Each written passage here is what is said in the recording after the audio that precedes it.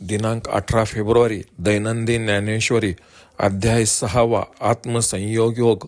अलंकापुरी पुण्यभूमी पवित्रम तेथे नांदतो ज्ञान राजा सुपात्र. तया आठविता महापुण्यराशी नमस्कार माझा सद्गुरू श्री ज्ञानेश्वरांसी. ओवी क्रमांक 121 ते 150. हे असो वैसेची शेवटी जैसे एकची विये वांझोटी. मग ते मोहाची त्रिपुटी नाचू लागे तैसे झाले श्री अनंता. ऐसे तरी मी न म्हणता जरी तयाचा न देखता अतिशयो येत. पहा नवल कैसे चोज के उपदेशू के उते झुंज. परी पुढे वालभाचे भोज नाचत असे आवडी आणि लाजवी. व्यसन आणि शिनवी पिसे आणि न भुलवी तरी केची काही. म्हणून भावार्थू तो ऐसा अर्जुन मैत्रियेचा कुवासा. की सुखे शृंगारलिया मानसा दर्पण तो. या परी बाप पुण्य पवित्र जगी भक्ती बीजासी सुक्षेत्र. तो कृष्ण कृपे पात्र याची लागी. हो का आत्मनिवेदन तळीची जे पीठिका होय सख्याची. पार्थू अधिष्ठात्री तेथीची मातृकागा. पासीच गोसावी न वर्णिजे मग पायिकाचा गुण घेईजे. ऐसा अर्जुन तो सहजे पडी हरी. पहा अनुरागे भजे जे प्रियोत्तमे मानिजे. ते पतीहून काय न वानिजे पतिव्रता. तैसा अर्जुनाची विशेष स्तवावा. ऐसे आवडले मज जीवा. जे तो त्रिभुवनाचिया दैवा एकाय तनु झाला. जयाचिया आवडीचे निपांगे अमूर्त ही मूर्ती आवगे. पूर्णा ही परी लागे अवस्था जयाची. तव श्रोते म्हणती दैव कैशी बोलावी हा वाव. काय नादाते हन बरव जिनोनी आली.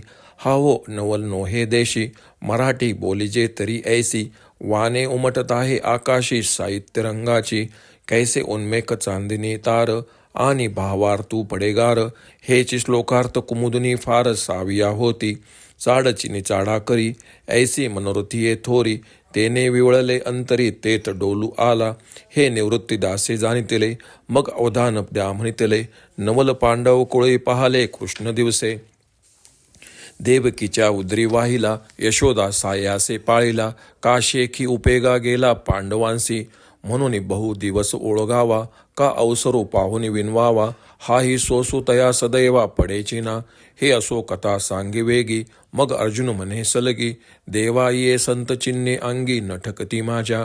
एरवी या लक्षणांची या निज सारा. मी अपाडे कीर अपुरा परी तुमचेनी बोले अवधारा. थोरावे जरी जी तुम्ही चित्त देयाल तरी ब्रह्म मिया होईजेल. काय जहाले अभ्यासी जल सांगाल जे. हावो नेने कवनाची कहाणी ऐकोनी श्लाघित असे अंतकरणी. ऐसी झालेपणाची श्रेयानी कायसी देवा. हे अंगे म्या होई जो का.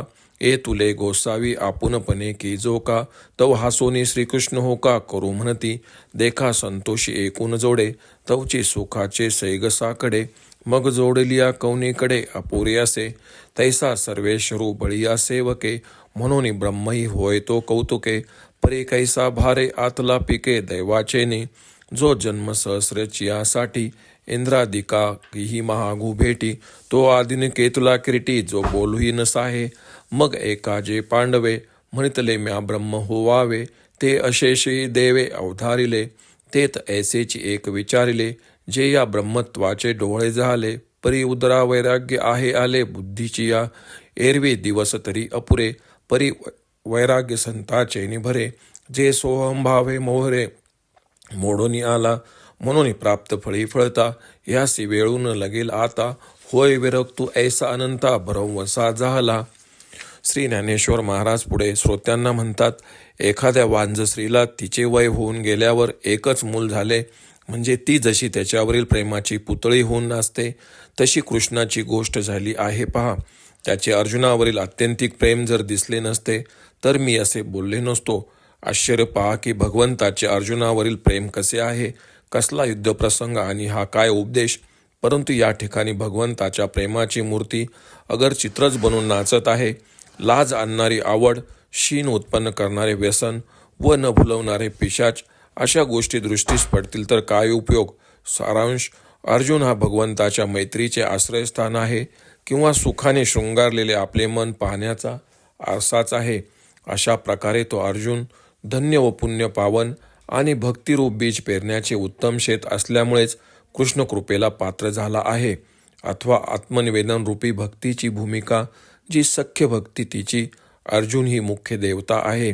परमेश्वराचे वर्णन करण्याचे सोडून भक्तांच्या गुणांचे वर्णन करावे इतका तो अर्जुन स्वाभाविकपणे देवास आवडतो. पहा, जी पतीस प्रेमाने भजते व जिला नवरा मानतो त्या पतिव्रतेचे वर्णन तिच्या पतीपेक्षा जास्त करायला नको का? तसेच अर्जुनाचेच विशेष वर्णन करावे असे मला वाटले, कारण त्रिभुवनाचे सर्व भाग्य एका अर्जुनालाच प्राप्त झाले आहे. ज्याच्या प्रेमाच्या अधीन होऊन निराकार परमात्मा सगुण होतो, तो स्वतः परिपूर्ण आहे, त्याला देखील ज्याचा वेध लागतो. श्रोते म्हणतात, आमचे भाग्यच विशेष आहे. बोलण्याचा काय रंग आहे पहा. याच्या बोलण्यापुढे नाद ब्रह्मही फेकेच. जिच्यामुळे आकाशात काव्यरंग उधळले जातात, ती मराठी भाषा इतकी सुंदर बोलता येते, आश्चर्य आहे. ज्ञानरूपी चांदणे कसे टपोरे पडले आहे पहा. त्यातील अर्थ हाच गारवा आहे आणि श्लोकांचा अर्थही जणू चंद्रविकासी कमळे विकसित होत आहेत. या बोलण्याची थोरवी एवढी की निरीच्छ पुरुषाला देखील ते ऐकावेसे वाटते. अशा मराठी भाषेतील सद्गुणांना मोहून श्रोते डोलू लागले. ते ज्ञानदेवांनी जाणले आणि मग श्रोत्यांना म्हणाले, इकडे लक्ष द्या. पांडवांच्या कुळात आज कृष्णरूपी दिवस उगवला. त्यांचे भाग्य उजळले. देवकीने ज्याला उदरात वाढवले, यशोदेने ज्याचे पालन केले, परंतु तो शेवटी पांडवांच्याच उपयोगी पडला. म्हणून खूप सेवा करावी किंवा योग्य वेळ पाहून विनवणी करावी, एवढाही प्रयास त्या भाग्यवान अर्जुनाला पडला नाही. श्रोते म्हणतात, बरे असो, आता पुढे सांगा. यावर श्री ज्ञानेश्वर महाराज म्हणतात, मग अर्जुन सलगीने म्हणाला, कृष्णा, माझ्या अंगी संतांची लक्षणे नाहीत. संत लक्षणांचा विचार करता मी फार अपुरा पडेल, पण तुमच्या बोधाच्या बळावरच मी थोर होईन. तुम्ही मनात आणले तर मी ब्रह्म होईल. तुम्ही काय सांगाल तो अभ्यास करील.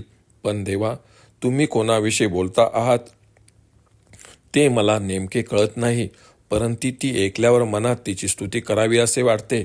तर ज्याच्या अंगी ही लक्षणे असतील त्यांची थोरवी किती असेल बरे. भगवंता, मला आपण मानून जी स्थिती मला लाभेल तसे करा. तेव्हा श्रीकृष्ण हसून म्हणाले, ठीक आहे, तसे करू.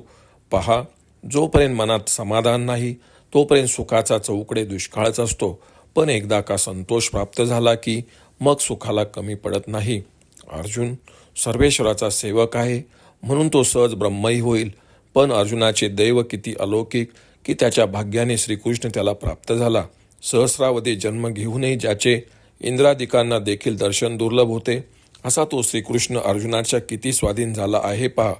अर्जुन प्रश्न करीपर्यंतही त्याला धीर धरवत नाही. मग ऐका, अर्जुनाने मी ब्रह्म व्हावे असे जे म्हटले ते श्रीकृष्णांनी ऐकले. भगवंतांनी विचार केला. ज्या अर्थी अर्जुनाला ब्रह्मत्वाचे डोळायला लागले, त्या अर्थी त्याच्या बुद्धीच्या पोटात वैराग्यरूपी गर्भ राहिला आहे. एरवी ब्रह्म होण्याला अद्याप दिवस कमी आहेत, परंतु वैराग्यरूपी वसंताच्या भाराने मी ब्रह्म आहे असा भावरूपी मोहर दाटला आहे. म्हणून ब्रह्मप्राप्तीचे फळ येण्यास आता वेळ लागणार नाही. हा वैराग्य संपन्न झाला आहे अशी श्रीकृष्णाची पूर्ण खात्री झाली. ओम श्री रुक्मिणी पांडुरंगाय नमः. ओम श्री ज्ञानराज माऊली नमः.